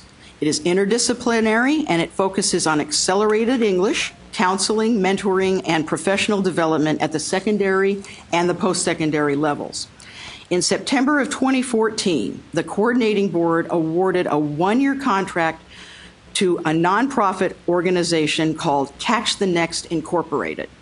The contract was to provide technical assistance and professional development support to selected Texas higher education institutions for the replication of the Texas Puente Integrated Reading and Writing Program model. You might remember that back in October of 2013, the coordinating board actually recognized this program for excellence. In the coming year, Catch the Next will scale the Puente model to support lower skilled students. Over the past year, faculty, support staff, and administrators at Alamo Colleges, El Paso Community College, and South Texas College have completed the Puente Fellows Training Program and have mentored new and emerging program sites.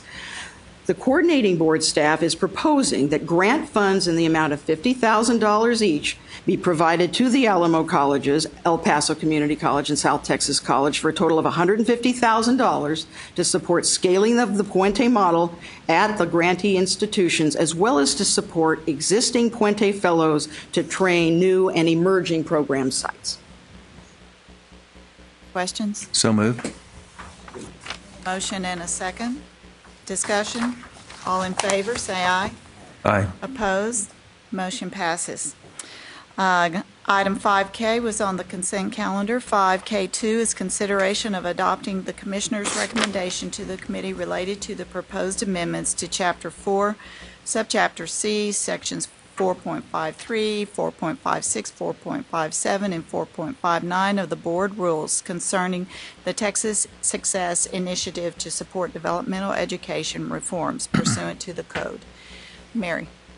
Institutions continue to implement provisions of the Texas Success Initiative. To provide better guidance for stakeholders, Coordinating Board staff proposes the following clarifications to TSI rules. In Section 4.53, language has been added to provide a more precise definition of the course pairing or mainstreaming option that allows institutions to co-enroll qualifying students in developmental and college-level coursework. In Section 4.56, language has been added to clarify that deviations to TSI assessment administration processes and requirements are not allowed. In Section 4.57, language has been added to provide clarification for the college readiness standard for the writing portion of the TSI assessment.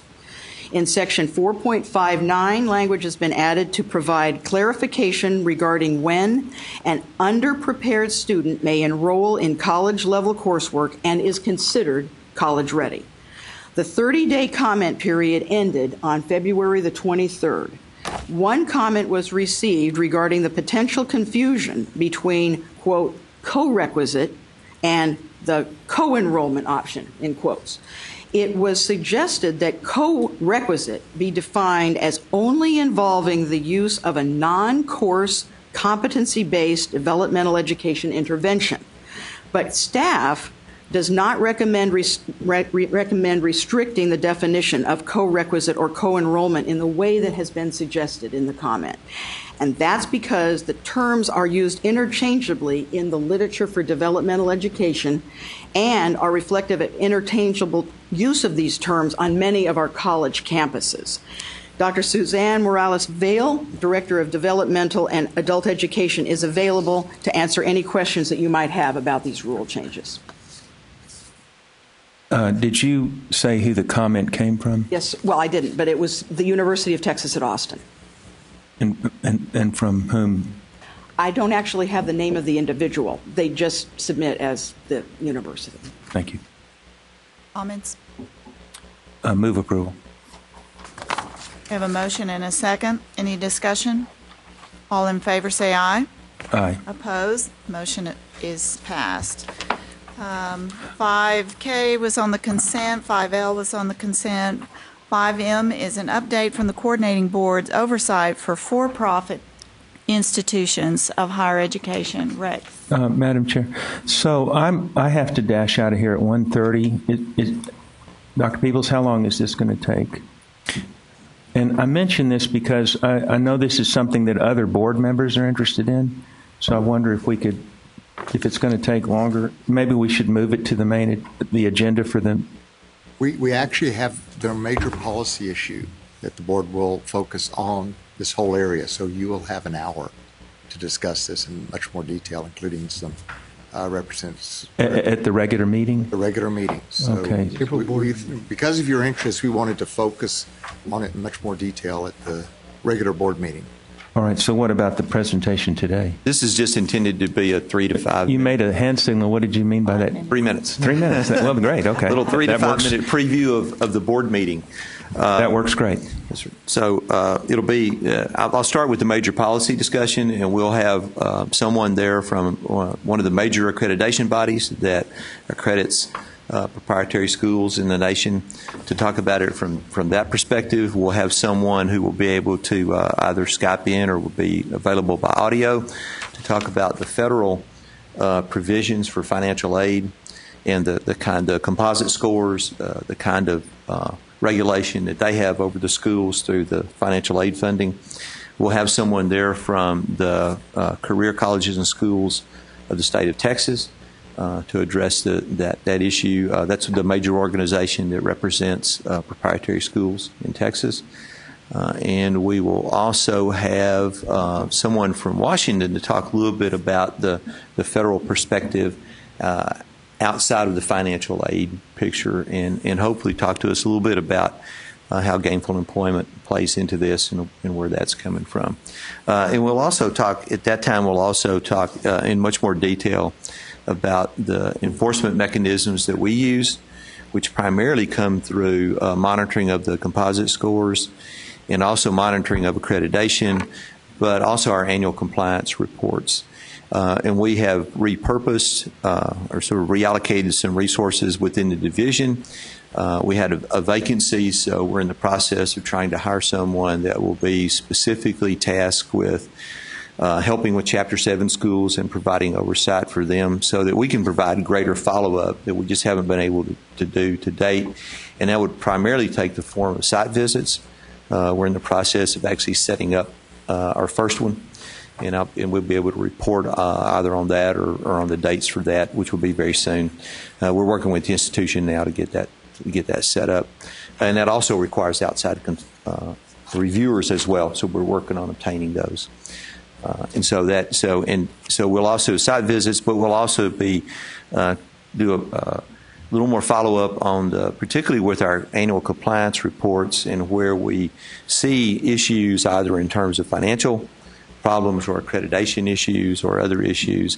Then we'll have the ability and the staff to follow up more closely on those compliance reports and keep a much closer eye on the institutions. And as I said at the board meeting, we'll have the major policy discussion around that issue, and then we'll give you a lot more details about how we're going to be providing oversight for.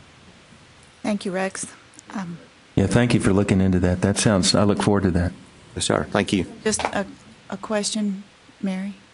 I just have the information that you had wanted before when you were ready. Okay, the clerical error. Yes, it's agenda item 5D. The correct amount is the middle column. The $50,000 is the correct column, and so it should be 300. It'll be corrected by the time you see it at the board meeting, but it should show 320,000 there, and then an additional 20,000 at the total column on the far right. Question. If we have 4 members staying for lunch, then we will stay in session. If we have 3 members staying, we will can adjourn. Okay, so we will. Can I make one other little quick announcement? Sure. Unfortunately, she's left the room, but maybe she's listening to this. Chris Fowler was mentioned earlier, and she is retiring at the end of this month.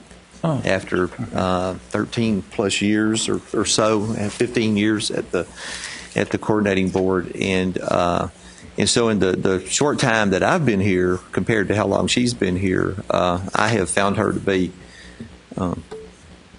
very open and honest, but at the same time also very knowledgeable and very dedicated and very diligent in doing her task, and I've really appreciated her service very much. Give her our regards. So I've heard so many good things about her. Commissioner, is there a way that we could convince her to come to our regular meeting, and maybe at the beginning of the meeting? That might be. Oh, she is? No, I'm talking about at our regular meeting. And so we could, as a board, thank her for wonderful service. Because I agree with you. She's somebody that I've done a good job for us. Yeah. Yes, sir. We will do that. And just while we're at it, I want to also say, Mr. Cordy, I'm very impressed at your level of detail. So you maybe put the rest of us to shame. I know, but you can't. Okay.